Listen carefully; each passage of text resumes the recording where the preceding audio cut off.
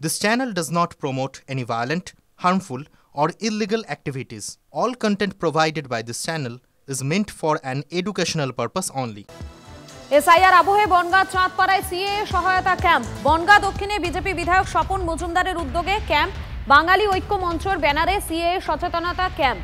CAA নিয়ে অনেকের মধ্যে বিভ্রান্তি তৈরি হচ্ছে, বিভ্রান্তি কাটাতেই সিএএ সহায়তা ক্যাম্প দাবি বিধায়কের। বাংলাদেশ থেকে আসা অনেকেই ক্যাম্পে এসেছেন, চাঁদপাড়ায় স্থায়ী ক্যাম্প করা হবে ঘোষণা বিধায়কের। বিজেপি সিএএ ক্যাম্পকে ভাওতাবাজি বলে পাল্টা আক্রমণ করেছে তৃণমূল। ভারতবর্ষের যশস্বী প্রধানমন্ত্রী নরেন্দ্র মোদী এবং অমিত শাহজি আইন পাশ করে সেটা নাগরিকত্ব দেওয়ার কাজ করছে। মুখ্যমন্ত্রী মমতা ব্যানার্জি যে সংখ্যালঘু ভোট পাওয়ার জন্য এই পশ্চিমবঙ্গে যে রোহিঙ্গা এবং বাংলাদেশ থেকে অনুপ্রবেশকারী মুসলিমরা আছে তাদের তোষণ করার জন্য এতভাবে মিথ্যা প্রচার করে যাচ্ছে, সেটা ধৈর্যের বাঁধ ভাঙছে এখন আমাদের। আমরা সেটাকে মানুষের সামনে সরলীকরণভাবে বুঝিয়ে যাতে সেই কাগজগুলো তৈরি করে আগামী দিনে সিএ অ্যাপ্লিকেশন করতে পারে, সেই বিষয়ে আমরা এখানে আলোচনা সভা দেখেছি। অনুষ্ঠান হচ্ছে, সেখানে আমরা সম্পূর্ণভাবে সিএএ সম্পর্কে জানতে এসেছি এবং আমরা এখন যে ভয়ের মধ্যে আছি, পূর্ব বাংলা থেকে আসা সমস্ত মানুষ, হিন্দু বাঙালিরা, যে আমাদের এইখানে ভোটার থাকবে কি না, আমরা এখানে নাগরিকত্ব পাবো কি না, আমাদের এখান থেকে চলে যেতে হবে কি না, এই যে ভয়ের মধ্যে আছে। বিভিন্ন সময় আমাদের বিরোধী দল, মানে বর্তমানে পশ্চিমবঙ্গে যারা আছে, মমতা ব্যানার্জির যে দল, তারা আমাদের যেভাবে বোঝাচ্ছে, বলছে, তাতে সত্যি সত্যি আমরা ভয়ের মধ্যে আছি। আমাদের হিন্দু ঐক্য মঞ্চের মাস্টারমশাই যেটা বললেন, তাতে প্রত্যেকেরই আবেদন করলে তাদের সুরাহা হবে, না করলে বরং ভবিষ্যতে সমস্যা হতে পারে।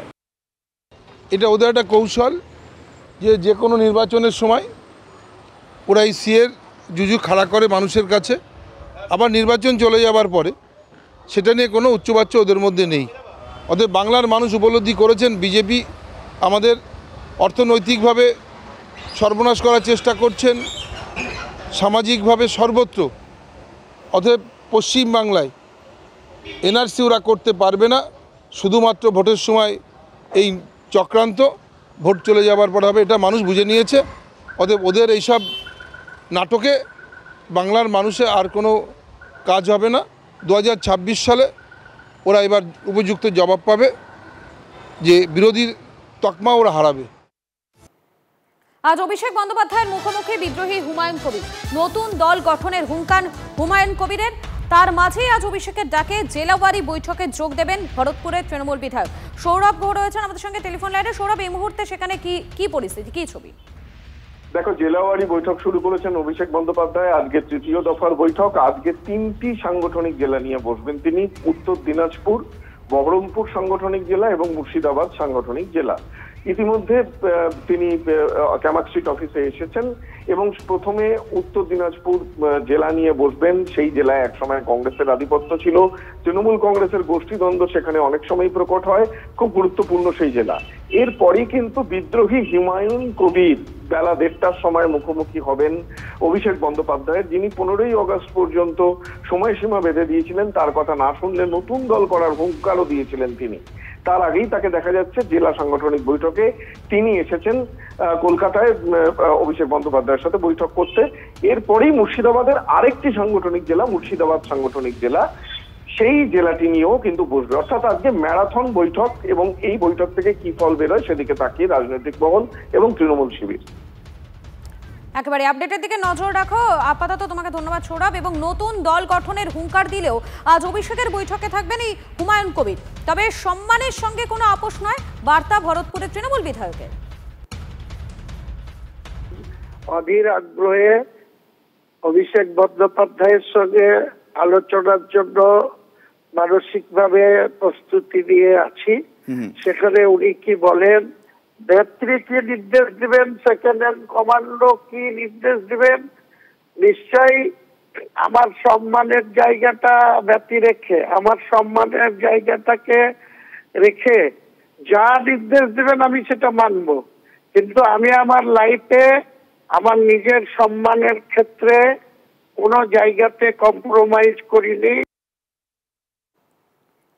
আপনারা শুনলেন হুমায়ুন কবির, তিনি এখন ঠিক কি বক্তব্য রাখছেন এবং গত 23শে জুলাই তিনি নতুন দল গঠনের একটা হুঙ্কার দিয়েছিলেন। কি বলেছিলেন সেই সময় শোনাই আপনার।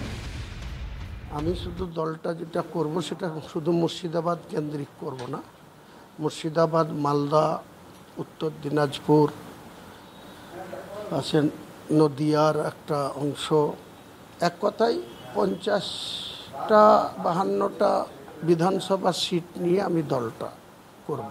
একটা গ্রামগঞ্জে একটা কথা আছে, প্রবাদ বাক্য আছে যে মানুষের যেখানে চাষ করতে গেলে যেটা শক্ত বলদ দরকার, সেই বলদ আমরা আছি, সেই বলদদের কোনো গুরুত্ব না দিয়ে ছাগল দিয়ে ধান মারা হচ্ছে মুর্শিদাবাদ জেলায়।